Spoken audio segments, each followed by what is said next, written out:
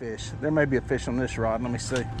Boom. That's a better fish. That's a better fish. That's a better fish. All right, guys, rolling up into the boat ramp parking lot. Little different day than I had out here last time.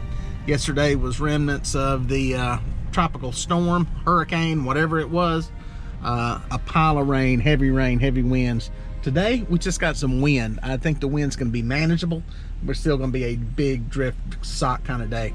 The other thing is, the water is up. I'm just looking at the ramp now, probably at least a foot since yesterday, which on our reservoir is a pretty significant increase in less than 24 hours. So, I'm gonna get the boat in the water and see what's happening out here.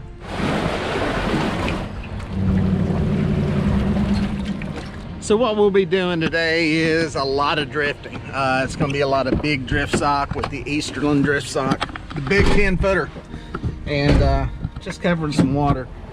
Well, the good news is the skies look worse than they are. This is just some hanging around clouds we got. We do got some wind though. Matter of fact, I can see a few white caps out here. So it's gonna be a big drift sock kind of day. I'm gonna run down the lake, set up on a good north to south drift and see if I can figure out where these fish are. Not sure if something just hit this rod or not. We're gonna reel down on it. Boom, there does feel like there's a fish on it. Came back here into a creek for a minute. I forgot my camera, or one of them. And a buddy I saw at the ramp said, oh man, there's some fish back there in that creek. So we'll see. This one is whisker hooked and will not make it in the boat. He is one good flip from being gone. Oh, he did make it. Woohoo! Look at that, masterful angling skills right there, folks. Masterful angling skills, quick release. Doink. Anyway, he said there were some fish back here, so I decided to come back here in hopes that there may be fish, and also in hopes that there may be some bait. So I got a fish. There may be a fish on this rod. Let me see. Boom. That's a better fish. That's a better fish. That's a better fish. Let's go get to the other side of the boat, I think. See where he's gonna go. Let me get to the other side.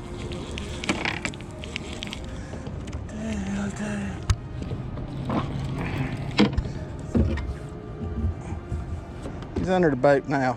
That's a better fish. That was a little one. That's a decent fish.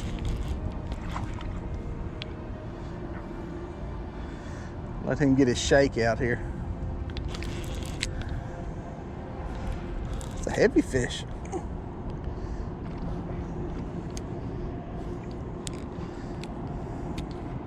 I have to drag off a little bit.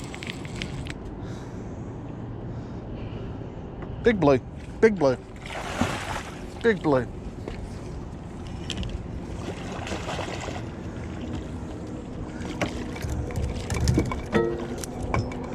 Very nice blue. Y'all missed him, missed it. Hey, say. Come here.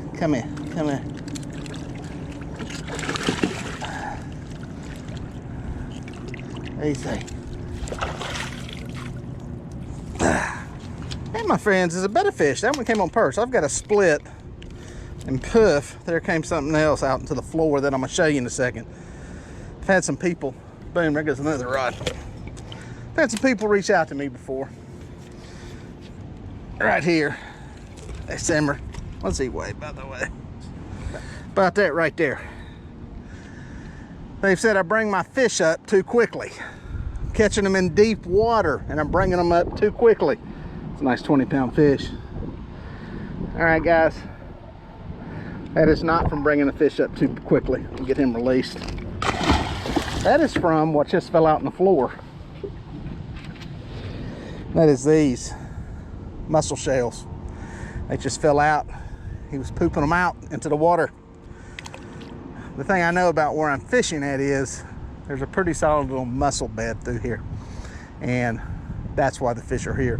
That is why their bowels look that way. I'm sure their bowels could probably get that way from bringing them out of deep water. Generally, it's the air bladder inside of their stomach that pushes out into the throat. It's visible, you can see it.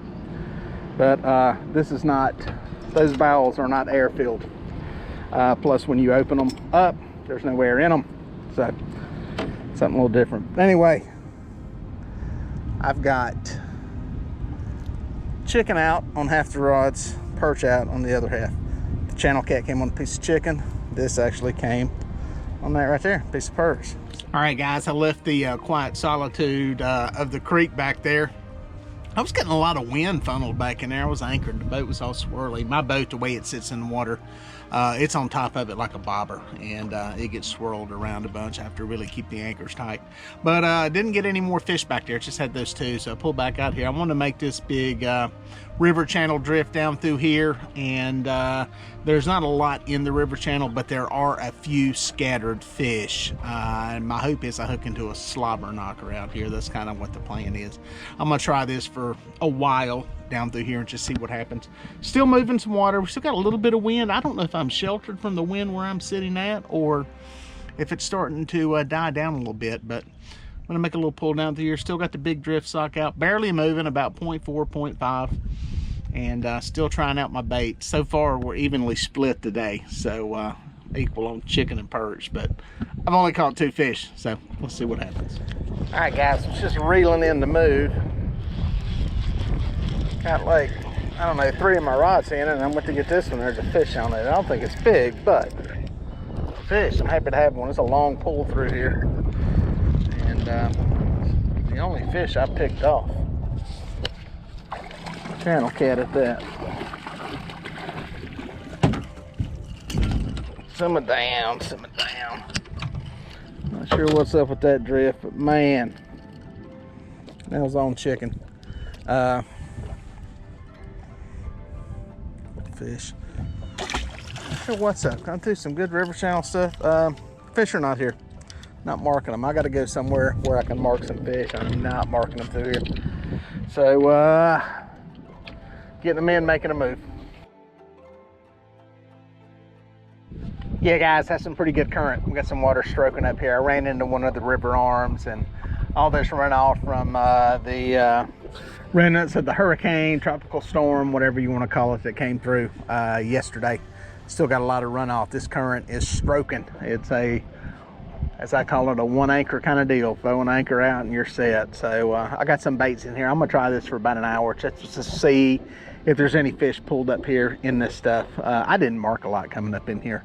I'm fairly shallow, but even on the run up here, I didn't see a lot stopping in some of the stuff. So I'm not optimistic, but with this much water going, I got to give it a try for a while. All right, guys, I got a fish. I'm pretty sure. It just kind of, the line just kind of ran off. Yep, that's a fish. That is a fish. He's in kind of a mess here. Oh, he's around some other lines. Going crazy. Oh, I got about 2 or 3 lines. It's gonna be fun getting in this current. If I don't pop a line, he's gonna be too big for a bugger grip. I should net him if I'm smart.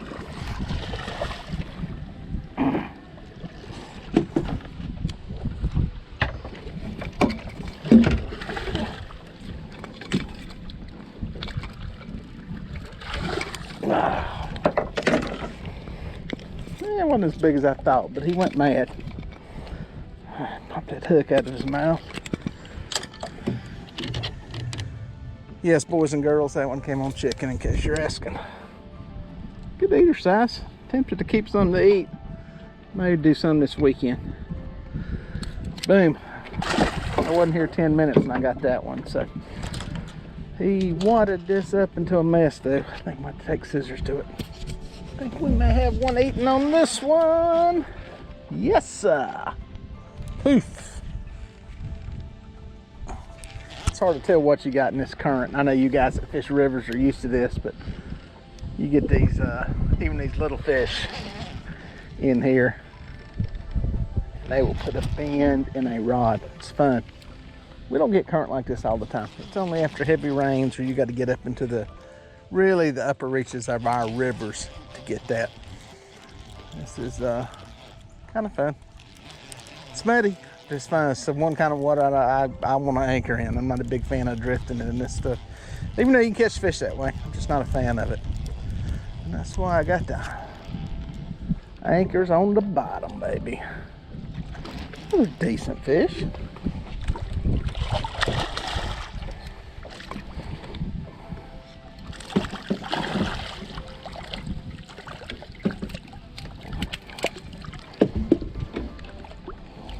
Hey, say, simmer. This old sucker's been through it. He's all kinds of messed up. They say simmer. He got a 14-pound head and a 10-pound body. Look how long emaciated that old male is. Good looking fish though. Tough old sucker. He's skinny though. Like I said, he'd be 14 pounds normally, but that body's about shot. A little too much loving. Get out of there. All right, guys, there you go. We're up to 5 fish with 4 of them coming on the chicken, and several of them up here in pretty quick succession. So obviously there's a bite going on. I'm gonna sit here for a while. Maybe there's a big one around. We will see. We will see what's working through here. I got the feeling this current has got these fish feeding. That's why I came up here and decided to anchor. I'm gonna try a little place I've never fished before. I don't know, I may have a while back, but we'll give it a while and see. Water stroking probably will be for a while. They're starting to let the lake fill back up to its target elevation, so I think that may be helping a little bit with the bite. So sit back, relax, try to pop another small one going on a piece of chicken. Finishing up my drift here. What we got here is probably a channel catfish, the way his little head was bobbing. Boop, boop, boop. And he is a channel cat. Come back here. Boom, popped off right there at the bait. Well, folks, looks like I'm gonna finish up with 6 fish and only 1 of them coming on perch. That's strawberry Jello chicken. It just continues to amaze me with the fish I catch with it. It was not an on fire bite. I covered a lot of water, tried a lot of things, and the bite is just not on fire. So that is what it is. I'll be back out here tomorrow, keeping at it, keeping trying. I'm gonna try a different end of the lake, and we'll see what we can put in the boat. Well, folks, if you made it this far, thank you for watching. Here are a couple more videos that I think you're gonna like. I'd watch that one and then that one. No, do that one first and then that one. I don't know, just watch them both. They're both good.